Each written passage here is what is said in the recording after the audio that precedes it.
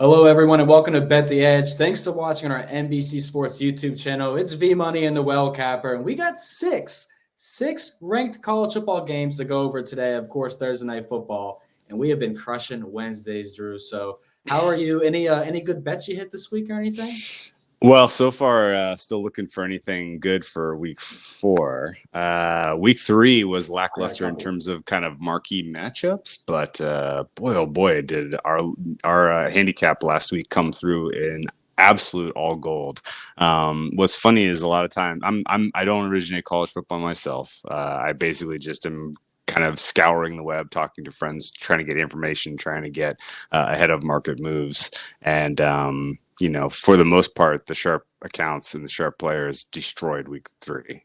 And so for that reason, it was a good week for me. And I think, your reads as well, just absolutely rock solid last week. And a lot of times when that happens, people kind of rest on their laurels a little bit. They're not exactly grinding week, the next week. Yeah. And so I haven't heard any especially sharp stuff come through yet. But there is a lot of injury information that is swirling that could impact some of these lines, some of these games. So excited to kind of tap into it and see where you are leaning, because I know you're definitely feeling you're full speed. You're in absolute mid-season mode right now, cranking college football. So I'm going to lean on you.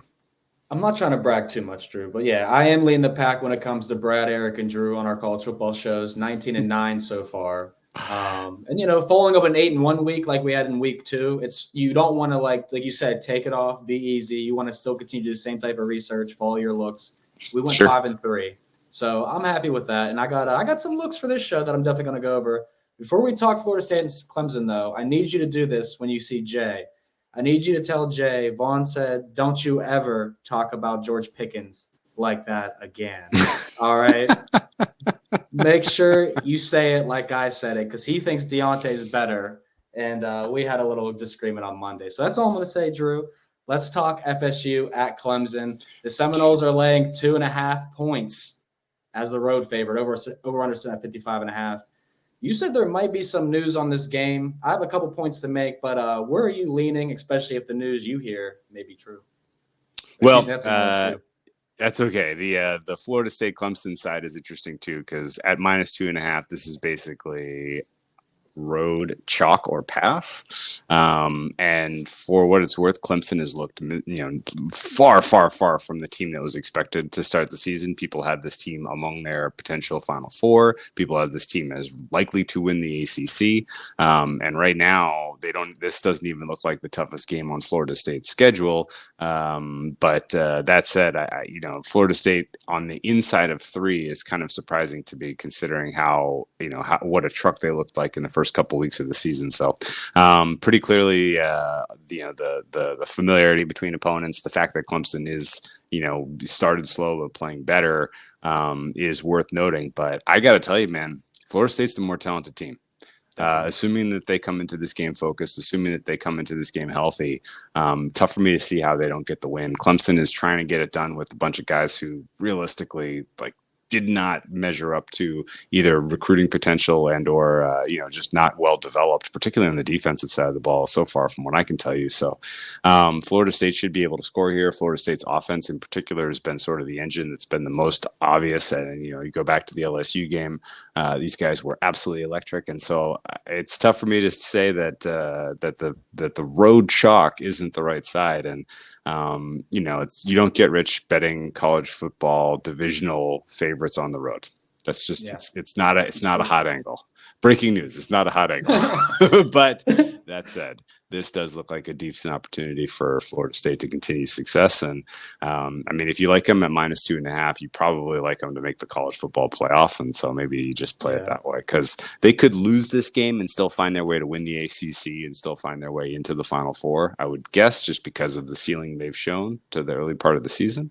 And so I think I'm almost more inclined to look for Florida State, other ways to bet them to succeed this season rather than to lay the 2.5 in this spot. Does that make sense?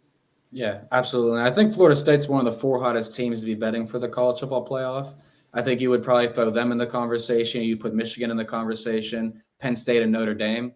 I think those 4 teams are probably the teams you get the most value for, the bang for your buck right now. And I will note that Clemson has won 7 straight against Florida State. The last time the Seminoles won was 2014. This is by far, though, the worst Clemson team we've seen in that era, and by far probably the best Florida State team we've seen then. With the team totals at 28.5 and about 23.5. Makes me lean the game under here, but I don't think I'm going to get to the window. I think there'll be plenty of live betting value. And if you were confused by my reference to possible injury, we were referencing LSU's Jaden Daniels may be injured, which would move their line. And I was also joking before the show how him and Jordan Travis are basically fraternal twins, not identical, of course. Yeah. Let me ask you a quick question here. So last week, Florida State was at BC. So this is their second week in a row on the road. Yeah, right. So if they're looking ahead to this game and they eked out a win, they did they got it done. Does that make you more inclined to go with the road chalk in that sort of situation, or is that just nonsense narrative? Yeah, and that's a thing too, because the public's going to see Florida State almost lose to Boston College and say Clemson's getting points here at home. They've won 7 straight, and normally in a scenario where teams have won 7, 8, 9 straight, I'm inclined to bet that team here. But Clemson is not the better team by any means. And last week's outing against Boston College, I think, is fraudulent because, Boston College is terrible. We've made fun of them every Saturday on our college football show. They've almost lost to Holy Cross and a couple other terrible teams. So that was just simply Florida State overlooking Boston College and getting ready for Clemson. So no, Drew, I'm not going to hold that against the Seminoles. I do think that's a side I'd play. Seminoles are pass for me.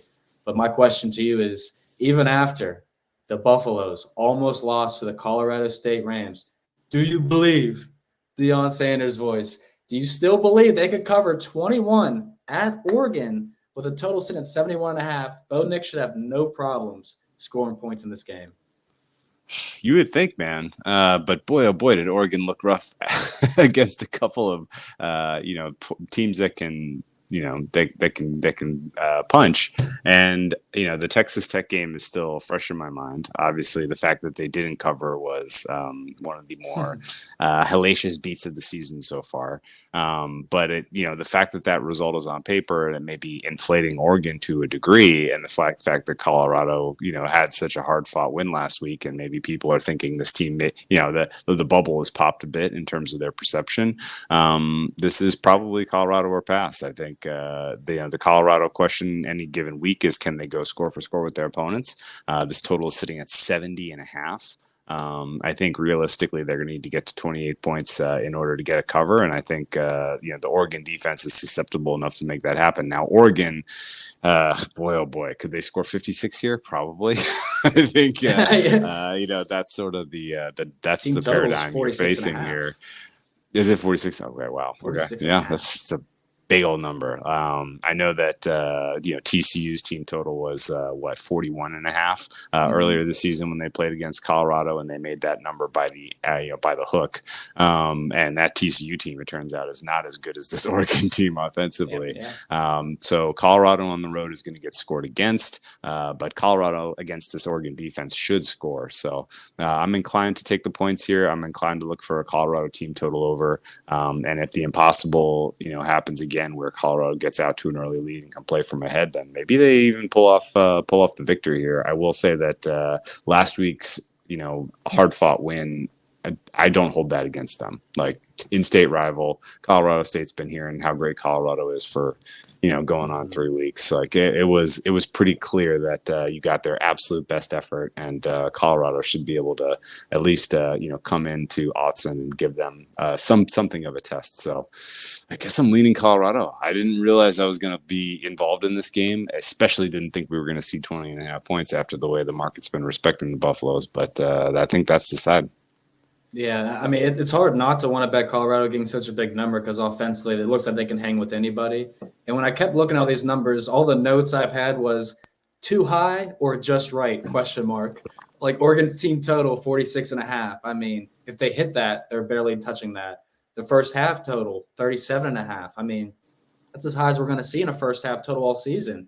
But it's very possible that could happen here. So this is definitely a game where I'm kind of skittish. Of course, sure, Sanders passing yards. Again, I would tell you go ahead and just play it at whatever number because that's all they're going to have to do in this game is pass it. But I think you made a great comparison that they saw TCU's high-octane, fast-paced offense already. That is the most comparable thing to what Oregon does offensively. So Colorado kind of has somewhat of a script to go off of facing Oregon. And I mean, the Buffaloes now, after thinking everybody thinks they're going to be taken a little more lightly, they got maybe a chip back on their shoulder again after the Rams, hurt Travis Hunter and a couple other guys hitting them after the play and stuff. So I'm not gonna lie. Thank you for me. Yeah, I appreciate you mentioning Travis Hunter because he does matter, and him out is a factor. But that's enough to keep me off of Buffalo's money line. But I still think they can stay inside the number. I'll be honest. I mean, Travis Hunter's great, but he's not the best receiver on that team. Like Xavier Weaver is the best receiver on that team. Xavier Weaver is amazing.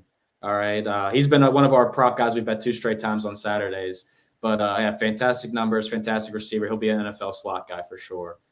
So there's a lot of ways to bet this game. I think, watching it and live betting isn't the worst option, but definitely sounds like we'd like maybe a Colorado team total or Colorado for, a small dosage of money here. Heading over to the Pac-12, Drew. This is your neighborhood, your neck of the woods. We got UCLA at Utah. 4.5-point favorites of the Utes. Over-under is 52.5 now, moving up slightly. Utah has won 5 of the last 6 meetings, but the Bruins won 42-32 last year, but they had DTR and Charbonnet, quarterback and running back. No longer that. What do you like here? Yeah, still trying to get information on the Utah quarterback situation. This number tells me that Cam Rising's not going to go.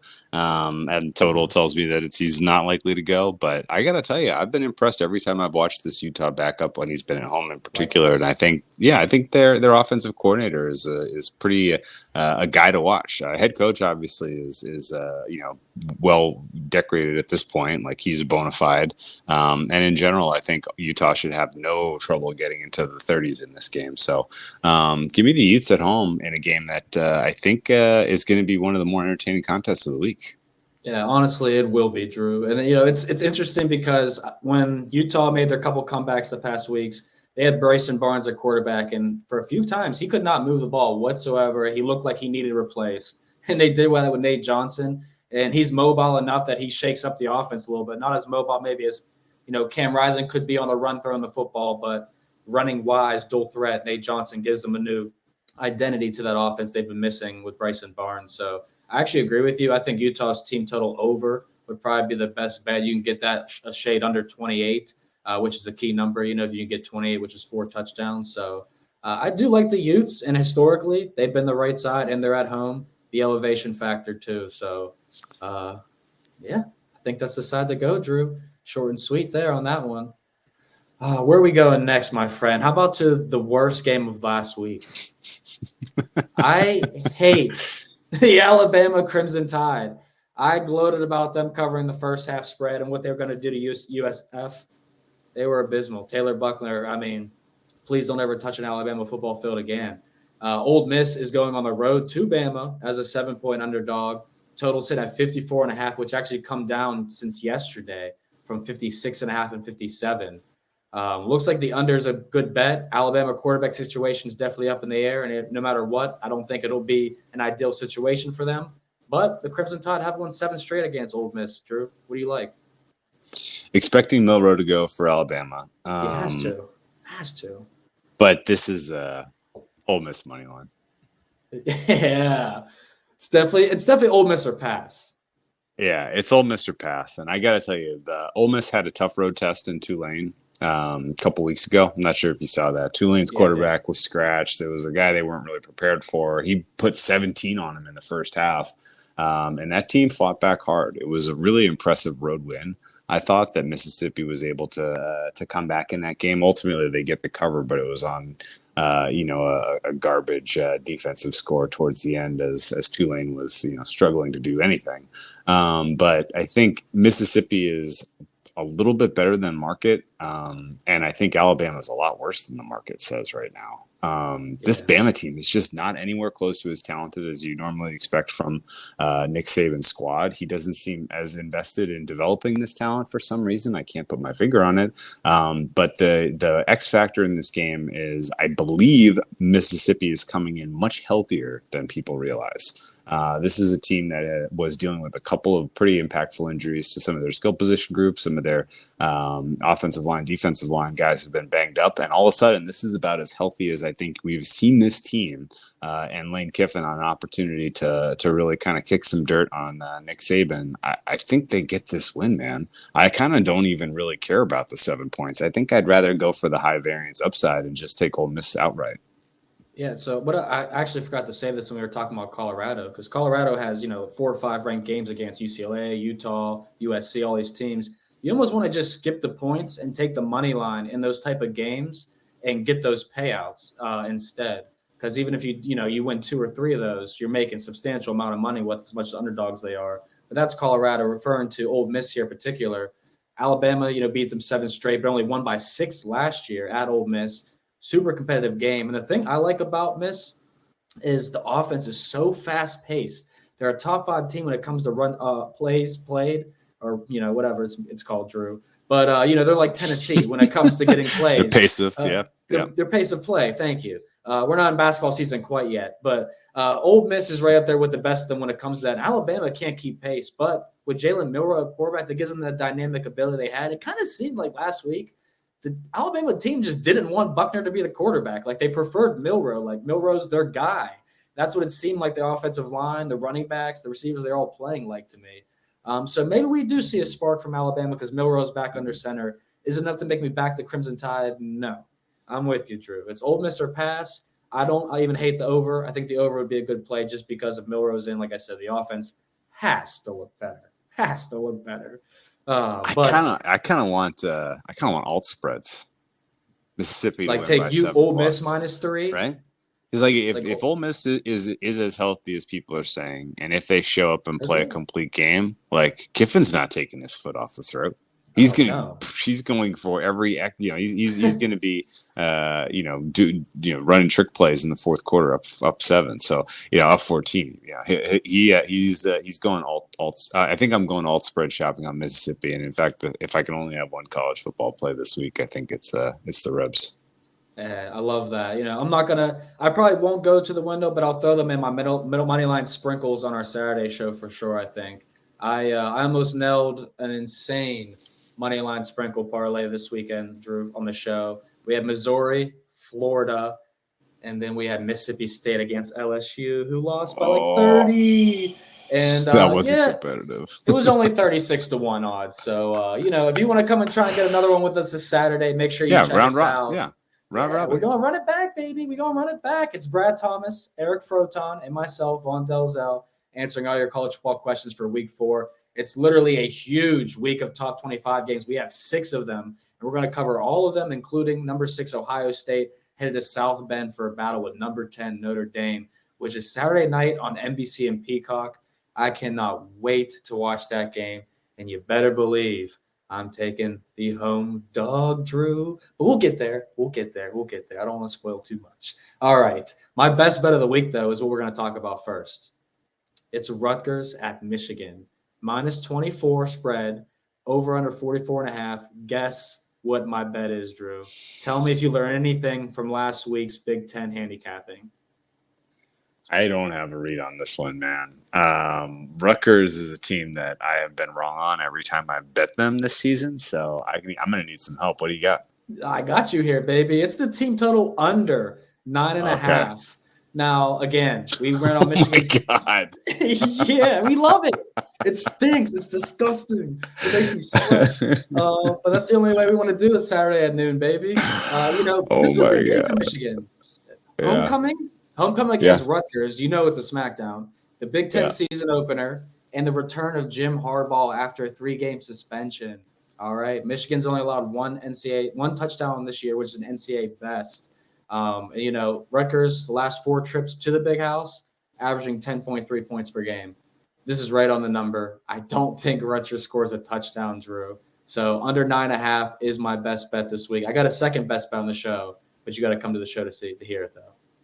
Okay, so we can absorb 3 field goals, not 4. Yes. Okay. Yeah, I mean, the chance of them scoring a touchdown, the quarterback is abysmal, man. So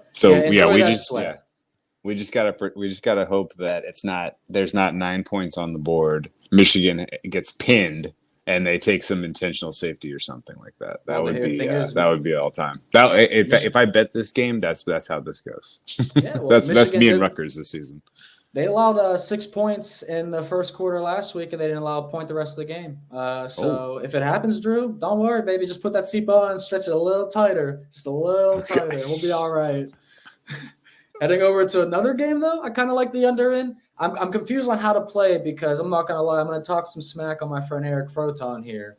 He likes Penn State.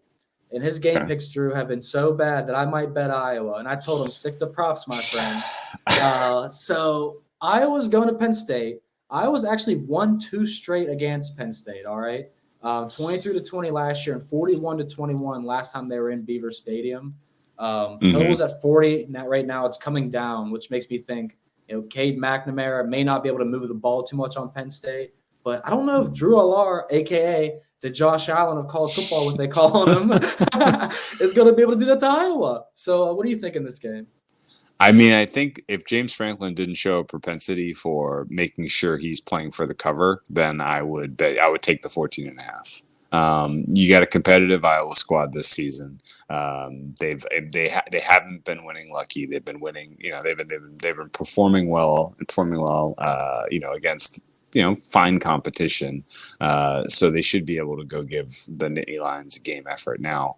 I think most fares that I've seen from people who originate are in the 14 range. So that's maybe one reason I'm leaning 14.5. And I guess it's really just a question of end of game state here. If it's sitting right on that number, does Penn State continue to push, or do they just try to get, just send Iowa home with a 2-touchdown loss? And so Iowa is not a team that I love in comeback mode the way that they're rostered. And so I think for those reasons, I'm ultimately probably going to skip this one. But what's your angle for betting it?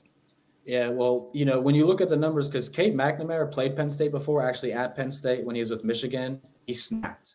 He went 19-29 for 217 yards and 3 touchdowns, no picks. All right, so obviously that makes your eyes pop a little bit like yours just did. But then I tell you, against Western Michigan last week, Cade McNamara went 9 of 19, barely went over 100 yards, and had 2 interceptions. So which Cade are you going to get? Iowa's athletes are obviously not as superior as Michigan's athletes are. So that makes me, not want to take a believe in Iowa's offense. But, it's not the Spencer Petras Iowa team that won last year. How? Sure. How? Sure. So, that makes you want to take Iowa here plus the points. And, I was joking about Eric. We took on the show on Saturday. He took Stanford to beat cover against Sacramento State.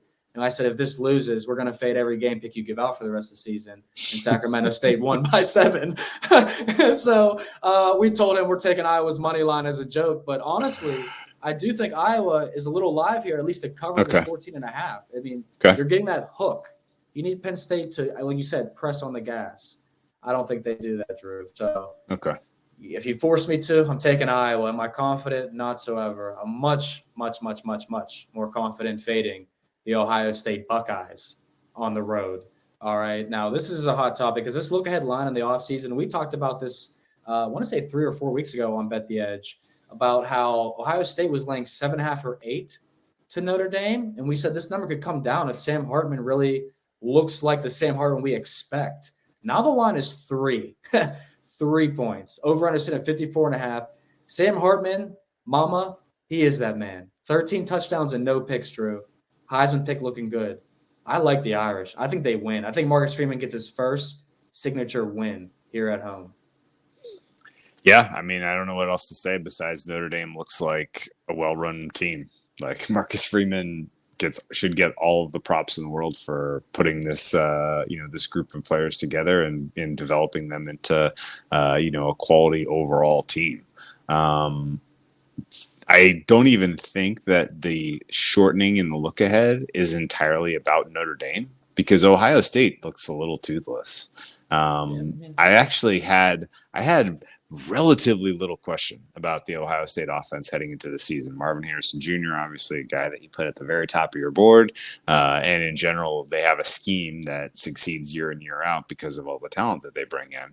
And I was more worried about the Ohio State defense just because, recent history wise, they haven't been able to recruit as well. They haven't been able to coach up as well. And so for those reasons, they've been a little bit of a bad bet in the Big Ten.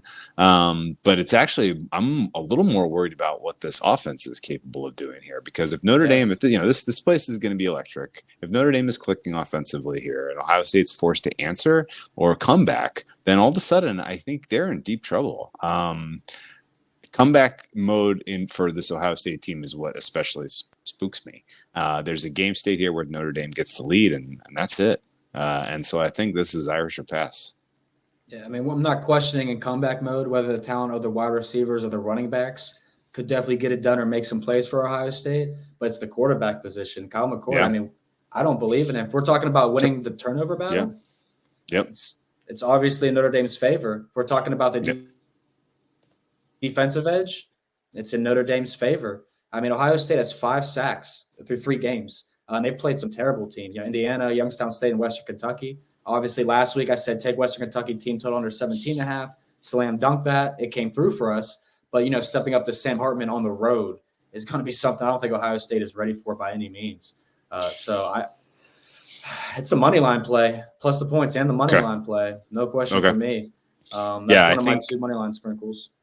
I like that. I feel like if you can, if Notre Dame is the beneficiary of a careless first half turnover, then the chances that they have a lead and going into the fourth quarter are great.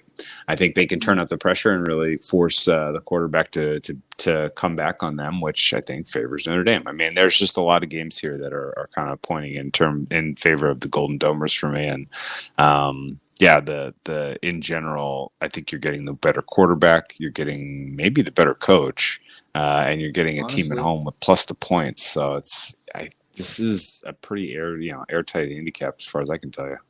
Yeah, and I also think that if you believe in Notre Dame to make the college football playoff, for Sam Hartman to win the Heisman, might as well start calling him Sam Heisman. Honestly, I think you know about the history of Notre Dame changing the pronunciation of their quarterbacks' names in order to rhyme with Heisman, right? I didn't know that, but there was a quarterback back in the day named Joe Theismann, and he went to Notre Dame, and they decided, hey, we're going to start a Heisman campaign for him, so we're going to change the pronunciation to Joe Theismann, and it was Theismann for Heisman, and the rest is history. That's awesome. I love it for Sam Hartman, aka Sam Heisman. I think that he's got this in the bag if he wins this game. They got USC, and if he takes down Caleb Williams, I mean, that's your front runner for the Heisman, right there, the quarterback for Notre Dame. So get a piece of, if you haven't yet, ladies and gentlemen. You also should probably get a piece of the Sunday night football game, baby. It's an old-time AFC rivalry, 1970 style on Sunday night football. TJ Watt and the Steelers travel to the desert to face Devontae Adams and the Raiders in Las Vegas. Coverage starts at 7 p.m. Eastern, only on NBC and Peacock. I would say everyone should take the Steelers, but my bet in that game is going to be the under 43.5. You got Kenny Pickett and Jimmy G. Talk about 2 game managers. Oh, my Lord. Defense is better, but I'm disappointed, Drew. The NBC social media team did not put George Pickens on that graphic. The George Pickens slander that is afoot right now is violent, man. People, he can't separate. He doesn't have this. Oh man, it is. It's out of control. He needs a big game. He will have a big game. But if you don't believe in George Pickens, type in George Pickens freshman year catch at Georgia in practice. And the catch that he makes will literally make your jaw drop. I don't care what you're doing. Just don't watch it while you're driving. You will crash, ladies and gentlemen. But Thursday night football, this one looks like a car crash if you're Daniel Jones. We're going to San Francisco. Niners laying 10, over under 44.5. It was actually 10.5 for a little bit. It's come down in the Giants' favor. Saquon Barkley, don't know what the word is laid on him. Looks like he could be missing. Makes Darren Waller the number 1 option. Niners have the best defense against tight ends, but last thing I'll say before I let Drew take over. New York went down in the first 6 quarters of the season, 60-0, before they had to score 31 unanswered against Arizona to win that game. I still think the first 6 quarters of the season is the true New York Giants thus far. I don't think that what they did against Arizona is true to what that team is. No, that's correct. Okay. The Giants are they have some problem. some serious problems. And I don't think things didn't click into place. Things didn't come into focus. The game didn't slow down for Daniel Jones in the second half of that Arizona game. Arizona just, they did what they did what they're supposed to do. They lost. And I think realistically, the fair price here is around 10. I don't think you're getting a ton of value laying it with the Niners. And I think you're going to have to find more creative ways to get involved in this one where you're going to have to pick on specific aspects of the way that the Giants play defense in some sort of combination with the Niners winning in like a same game parlay style. That's more realistically how you're going to have fun betting this one, I think, because 10.5, whatever it closes at is fair. 44.5 is a smidge high because there is a very real world where this Niners defense pitches a shutout. I don't say that because I'm remembering the Giants getting shut out in primetime by a defense that's just as good. I'm saying that because the Niners defense is that good. And it's unlikely that Barkley goes. In fact, I don't think we're going to see Barkley until the middle of October.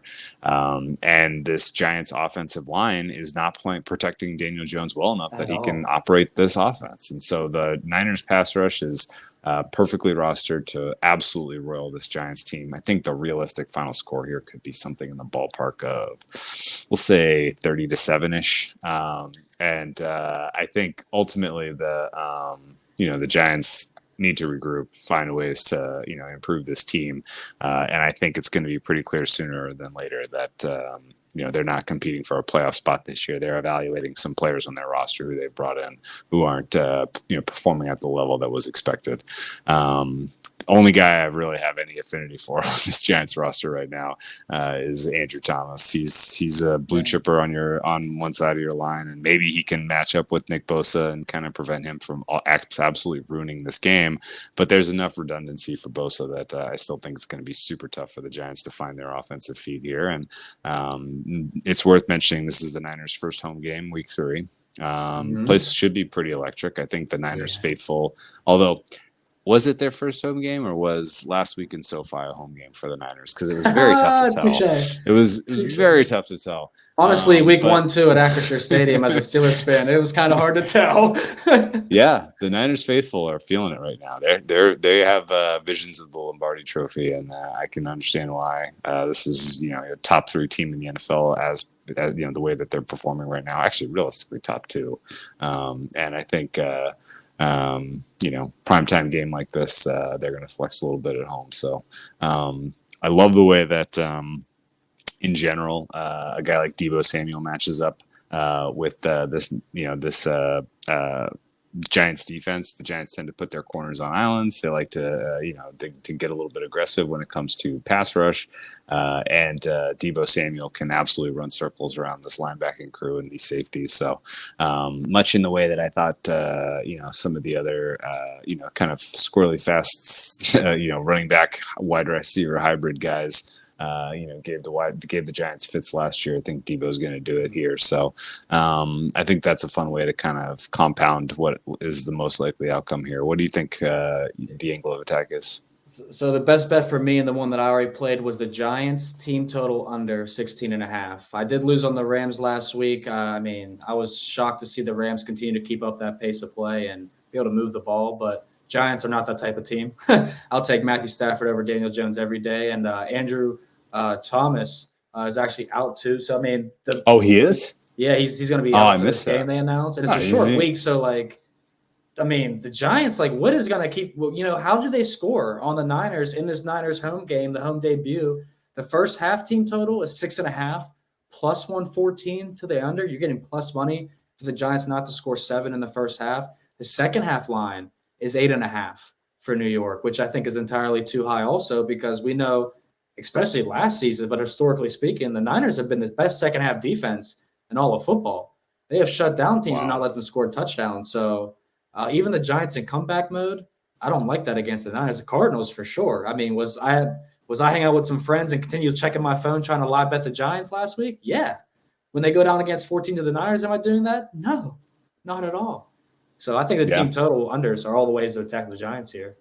Yeah, I missed this today. Thomas out, Ojulari out, Breedson and Barkley all out, and you could probably, put a bow on the Giants' chances of getting over 17. So that's a fun added to the mix. Low stakes, high return type of multi makes the most sense on this one. Yeah, for sure. I'd definitely say be creative with it. Like you can play, first half, second half, or full game. I think all of them are interesting ways to attack the Giants. And it sounds like we are going to be New York Giants haters for the majority of this football season. So if you like to hear that, make sure you check us out on NBC Sports shows on Amazon Music. Just head to amazon.com/NBC Sports. From the Well Capper and V Money Sports, we appreciate you guys so much for listening today. Best of luck with your college football, NFL bets.